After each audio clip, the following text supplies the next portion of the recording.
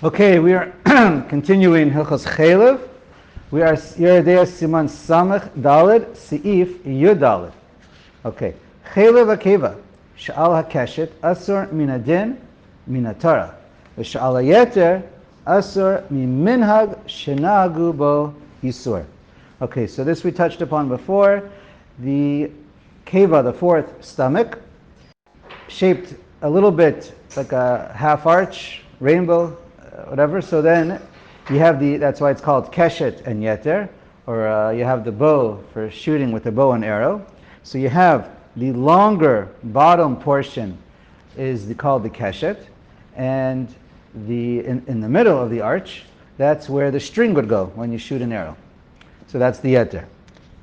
So again, when it says sha'ala keshet, it actually it really means like below. It means it's sitting on the longer portion, and if it's on the yeter, that's inside the inner portion. Okay, so the Cheilev, again, it happens to be, it's a discussion in the Gemara going back and forth in Chulin, and at the end of the day, it's Rabbi Akiva and Rabbi Yishmael who says the Cheilev that's on the yeter is 100% mutter lechatchila, and so they ate it in Eretz Yisrael, but in Bavel and others, they were machmer not to eat it.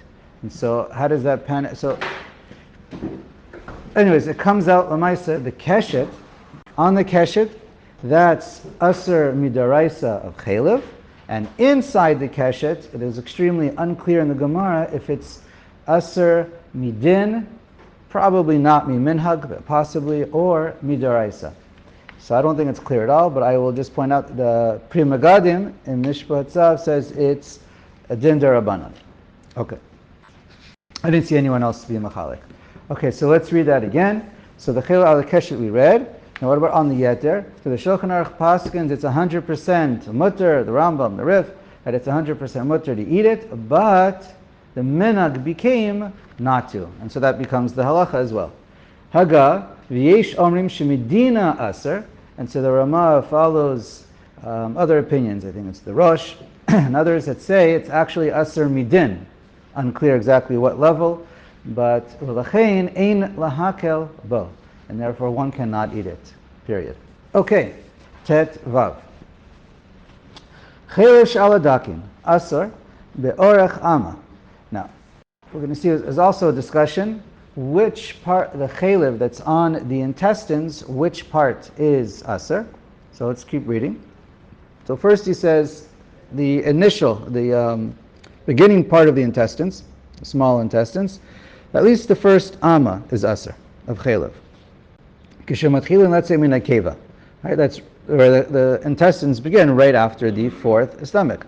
Umisham ve'elech shumanhu. But after the ama, it turns into shuman, right? So in other words, it's cheilev tahor, shuman, it's mutter. Umutter. V'yesh omrim, no, shirosh hame'eh shetzarich ligbor cheilev she'alav hu hame'eh sheyotze bo harei shehu sof hame'ayim. And some learn, no, it's just the opposite. It's the last ama of the intestines where you have the wastes where it passes out at the very end. So what happens? V'yari shamayim. A yari shamayim shouldn't just be machmer on the first ama. Right, midin. I mean, it has to be machmer. Yatzu de'shneim ligor orech ama mikan ve'orech ama mikan. So yari shamayim should really remove the first and the last ama and avoid the machlokas. Okay. Right. So he gave Shulchan Aruch gave his initial psak, and then he gave the second opinion, and then what a Yarei Shemayim should do. Haga, v'yesh omrim she'enu tzarich orach ama mamish. Some say he doesn't need an exact full ama, v'lachenag v'lahakel limdod bizroa. So therefore we just measure it with our arm. V'ein matzrichin orach ama betzimtzum, doesn't have to be exact. V'ein tzarich lahaser rak hakrum im adavukabo. Shal orach amot elu. You don't have to remove the membrane that's attached to the intestines. Lo aval lo ashuman hadavuk betabchaya shetachtav, and the shuman that's underneath it, that's okay. V'chein noagin rak shemesirin min tabchaya gam ken chut aroch shemunach alav im hashuman she'etzlo. I think we need to see this in person, but there's another string that we do remove. Im hatabach mashach hadakin min behema be'odan chamim nishar hachelev she'al rosh hadakin im hadura dekanta. Now, it'll stay behind if you try and remove it when it's hot, so some of this cheilev will stay behind. And the hadura dekanta, that's the spiral part at the end. Maybe it's called the ilium in English. V'lachein, haba lechol min hadura dekanta yigor ama min hacheilev letzada keva. So if you're going to want to eat this part of the coiled intestines, make sure you remove all of the cheilev. V'im lo noda mekomo. And if you're not sure of the place, tzarich ligor ulugaleach saviv ovav kedinar zahuv b'makom shenistapek. So wherever you're not sure, you have to make sure you remove the entire amount. And okay, let's go on. V'nagu b'medinot elu lahasir hakrum shal kol hadakim b'adur dekanta. The egel. And the minhag is when we're dealing with a calf, we remove the entire membrane that's on the coiled intestines, mishum shenisharin hadakin im adur dekanta, because the intestines are attached to the coil. Ve'ochlin hakol biyachad, and we eat all of it together. Alkein mesirin kol hakrum. Therefore, we just remove the entire membrane. Keep it simple. Shalianichu gamkein sha'al rosh hadakin v'nagu likach hakrum mishnei atzdadin. Ma she'ein kein b'keves she'ein dark laniach biyachad v'nikar rosh hadakin. So then it depends. For a sheep, it's more obvious where the distinction is, and so we don't have to be as careful. Ken nir tam a minhag, that seems to be the reason for the minhag. Aval yesh lahachmer v'likach hakrum mishnei tzadav gam b'keves. But really, the minhag, really one should just be machmer and remove the entire membrane from both sides. Even for sheep, and this way we avoid the issues of having any cheilev also attached to the krum. Okay, hopefully we'll see this live, and then it'll be a little more clear. Okay, let's go to Tet Zayin. Ein mochin chalavim im habasar, v'lo madichin otam imo. So it's very important. If you're going to salt the cheilev, don't salt it with the basar, because it'll transfer cheilev, right? The purpose of salting the basar, we're going to see, has to do with removing the dam. But if you're going to salt the cheilev with the basar, right, or you don't want to remove the cheilev yet, well, we have to, because you don't want the salt and to be with the cheilev and basar together, then the cheilev will get absorbed into the basar. V'lo madichin otam imo. We also do not rinse them together. Kli shemadichin bo chalavim ein madichin bo basar. V'sakin shechodchin bo chalavim ein chodchin bo basar. So this is a din in the Gemara. The Gemara explains that we make, when the shochet tabach, it's the same person usually in those days, so the shochet sets up, he has to make sure he has two separate knives and two separate bowls. We don't use, because in order to, before the melicha process, well, let's get to the knife first. When you use the knife, it's a din derabanan. You can't use the same knife that you cut or slice through the cheilev. We're not talking about removing yet. That comes to the next seif. Just, you want to chop up the cheilev. A Jew can use it, can't eat it, but he can use it for, I don't know, making soap or selling it, whatever he wants to use it for. And a goy can use it to eat or whatever he wants. So in those days, they would sometimes slice the cheilev into chunks so they can sell it. So you cannot use the same knife that you slice the cheilev with that you use to slice meat with. So if you're going to slice, or when you chop up the animal, dismember the animal, so then you're going to be, or slicing the meat into pieces, just has to make sure it's two separate knives. There's actually, the Gemara says you need 3 knives, because you need one for shechita. That we covered before, but so you need, actually the Gemara talks about 3 knives. Here we're beyond that. So you have to use a separate knife for shechita. The main reason of shechita, a separate knife, is because we're afraid it's going to get nicked or damaged. So you don't want to use that knife when you're using it for these items. So that you put aside. Then, now, it's only a din derabanan l'chumra, because if you use the knife for chaylev, everything here is cold, no problem. Even with tuchta de sakina, even though it's sharp and there's pressure, all you have to do though, and you do have to rub and rinse off with water the piece of meat where you used a knife from chaylev. So again, if you use a knife that was used for chaylev on meat, all you have to do is just rub it with water on the piece of meat, and that removes the chaylev. But Chazal don't want you to do that lechatchila because you might forget. You might forget to rinse it. So that's the reason for using two separate knives, right? And then also the bowl, because if you're rinsing off the bowl with water, also you're going to have water from the shuman. So you don't want to accidentally use the same water as you have for meat. So this way you don't get mixed up with the water, two different bowls. And I think Rashi writes in the Gemara that you actually write a siman on the two of them, not to get confused. So, okay. Here. We'll find out. Okay, let's continue. Okay. Where do we leave off? Do we finish? We finished Ted Zayin. Yud Zayin. Nagu minakre habasar lenaker besakin echad b'pnei shenotnin beged al yerecham. Now, when you start doing nikor to remove the chaylev or the gira nashe, you just need one knife.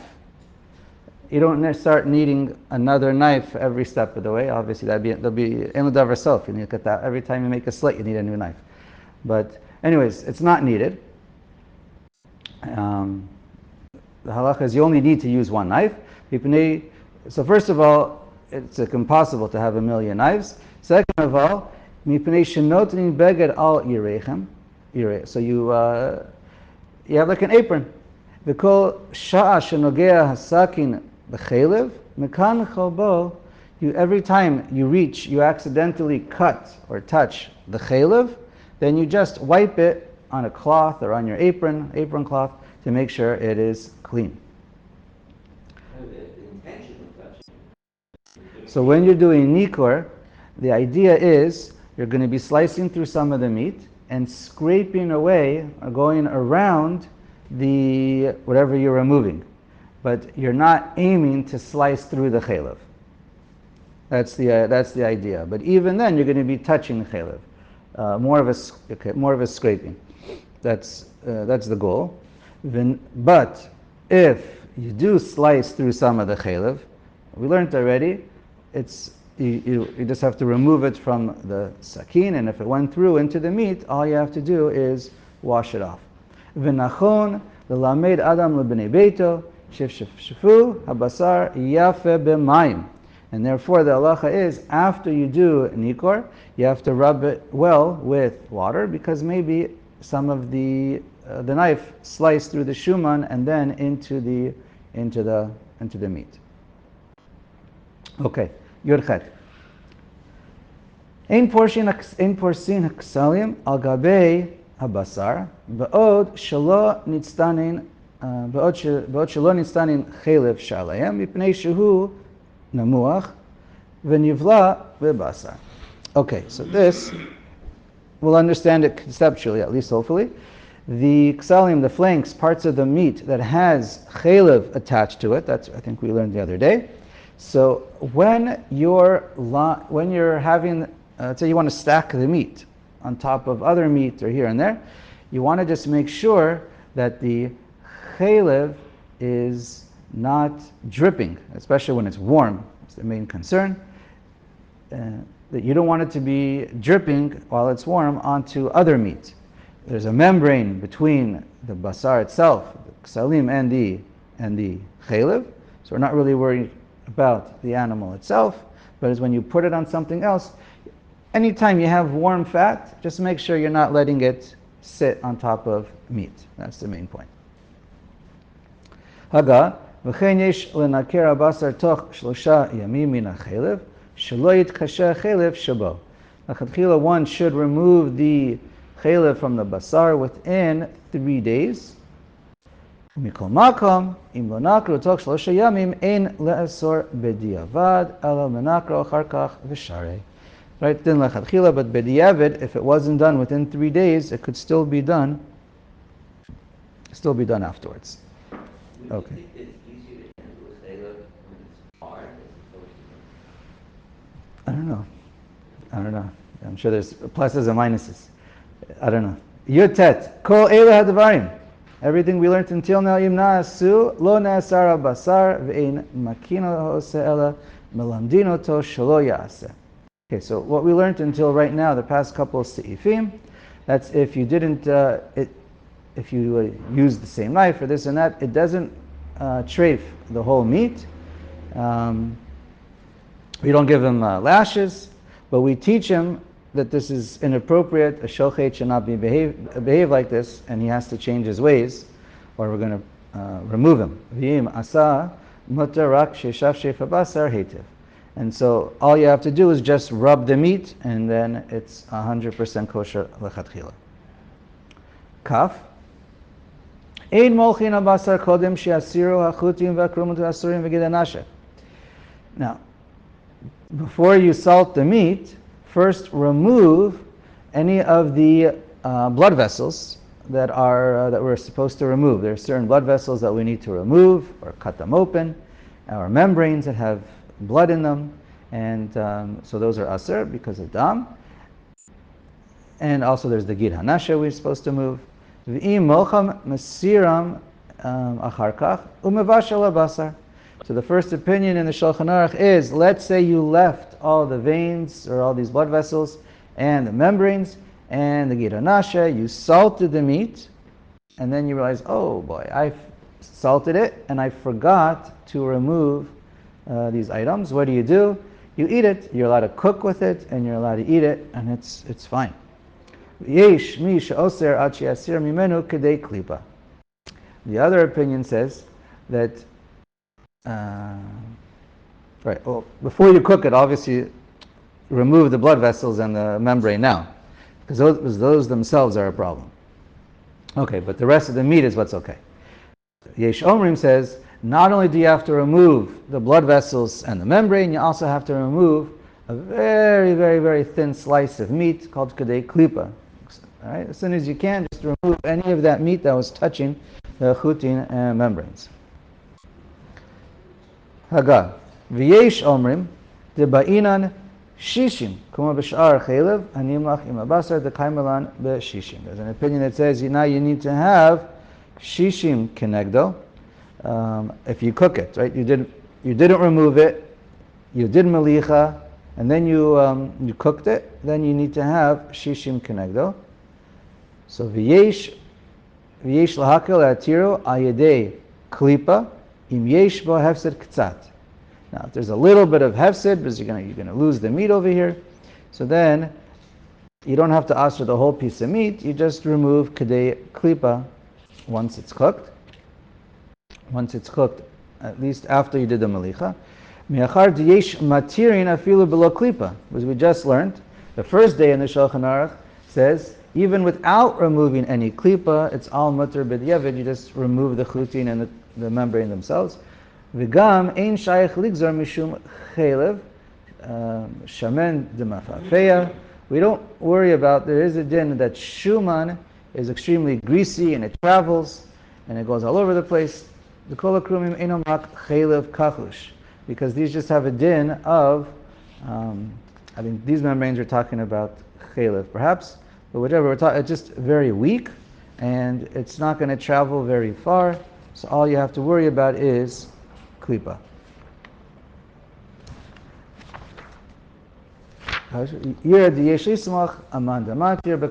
So therefore, some say it's okay lechatchila without removing klipa.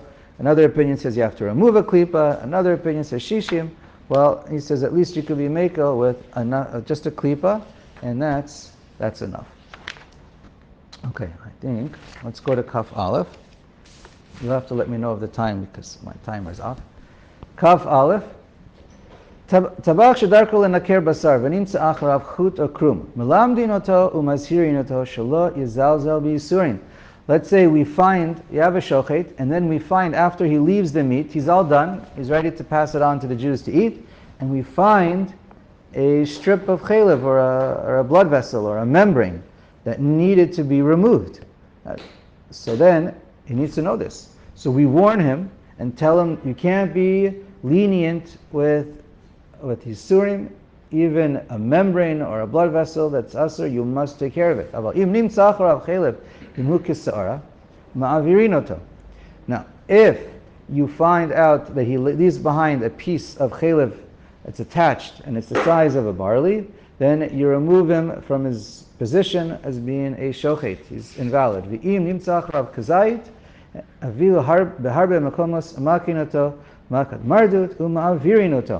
And if it's a kazait all at once, then you remove him completely. And you give him lashes as well. To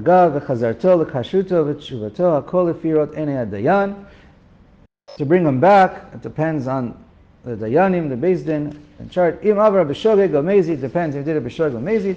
U'mina kasherhu shatabach ha'mocher basa yinakru kodem shimkrenu pen yikashlu bo hakonim. And the minhag is, what's always done, is you take care of everything when you sell it in the stores and it's ready to go to the buyers. You make sure you take care of all the nikor from cheilev, giranasha, and rinse it off with everything so that it's all 100% ready to eat. And nowadays with salting too, usually.